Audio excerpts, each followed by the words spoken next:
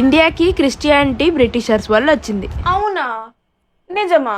Fact check చేద్దాం. యేసుక్రీస్తు 12 మంది శిష్యులలో యేసుక్రీస్తు చేతి గాయాలలో వ్రేలు పెట్టి చూస్తే గాని నమ్మను అని చెప్పిన తోమా గారు స్వయంగా 52 AD లో ఇండియాకి వచ్చారు. మలబార్ కోస్ట్ లో స్టార్ట్ అయ్యి తమిళనాడు వరకు గాస్పెల్ స్ప్రెడ్ చేశారు. 7.5 చర్చెస్ ని ఎస్టాబ్లిష్ చేశారు. అండ్ అరౌండ్ 72 AD లో చెన్నైలో ఆయనని మర్డర్ చేశారు. తోమా గారి ద్వారా ఇండియన్స్ కి 52 AD లో గాస్పెల్ రీచ్ అయితే బ్రిటిషర్స్ కి అరౌండ్ 170 to 200 AD లో రీచ్ అయింది. అంటే మనకి రీచ్ అయిన ఆల్మోస్ట్ 100 years తర్వాత. మరి బ్రిటిషర్స్ ఫస్ట్ టైం ఇండియాకి ఎప్పుడు వచ్చారో తెలుసా?